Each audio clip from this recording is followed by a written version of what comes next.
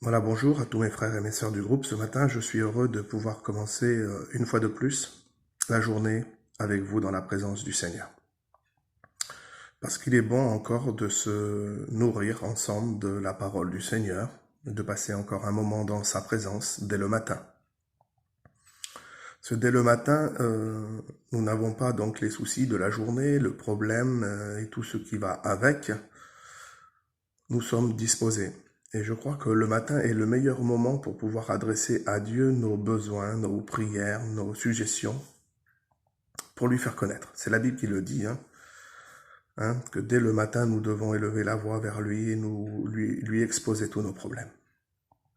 Ce matin, j'aimerais vous parler d'un petit sujet, je ne serai pas long, mais combien ce sera important pour chacun d'entre nous. C'est une mise en garde pour l'avenir, une mise en garde pour demain. Une mise en garde pour les jours après le confinement. Parce que dans ce jour de confinement et dans ce jour d'épreuve, nous avons une attitude de cœur. Et c'est ce qui compte devant le Seigneur. Et il faudra garder cette attitude. Quand le problème sera derrière nous, parce que Dieu va le faire, j'ai cette assurance dans mon cœur que ça va s'arranger. Et si ça ne s'arrange pas, nous serons tous ensemble dans le ciel et je pense que ce sera encore beaucoup plus bénéfique pour chacun d'entre nous. Mais si ça s'arrange et si demain nous sommes, si nous pourrons reprendre le cours de la vie, peut-être pas comme d'habitude, mais au moins avec un peu plus de liberté et nous allons donc tous vaquer à nos affaires, si vous voulez, à nos habitudes, reprendre le cours de la vie, avec le travail, avec la famille, avec la vie, tout simplement. J'aimerais néanmoins que nous puissions garder cette recommandation du Seigneur, parce qu'il nous enseigne quelque chose de très important dans le livre du Deutéronome au chapitre 5 et au verset 29. Une petite lecture, je ne serai pas long ce matin. Mais vous allez voir combien que c'est important, la recommandation du Seigneur, parce qu'il en découlera une bénédiction pour nous et pour nos enfants. Très important.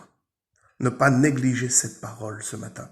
Je voudrais que cette parole, tu puisses la prendre et la garder, la souligner dans ta Bible et t'attacher à cette parole. Parce que cette parole est vraiment sûre. C'est une parole qui est véritable. C'est une parole encourageante.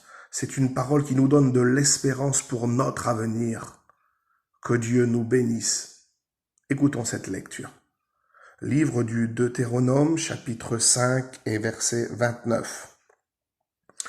Oh, si ils avaient toujours ce même cœur pour me craindre et pour observer mes commandements, afin qu'ils soient heureux à jamais, eux et leurs enfants.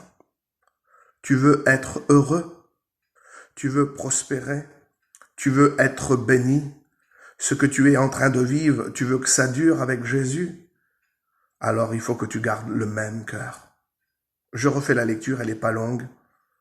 Oh, si ils avaient toujours ce même cœur pour me craindre et pour observer mes commandements, afin qu'ils soient heureux à jamais, eux et leurs enfants. Si tu veux être heureux, tu connais le secret aujourd'hui. Il faut garder un cœur humble, un cœur humilié, un cœur repentant devant le Seigneur. Il faut garder cette attitude que nous avons eue là pendant tous ces jours de confinement. Ces jours de mise à part, de consécration, de lecture, de prière. Oh, s'ils avaient toujours ce même cœur,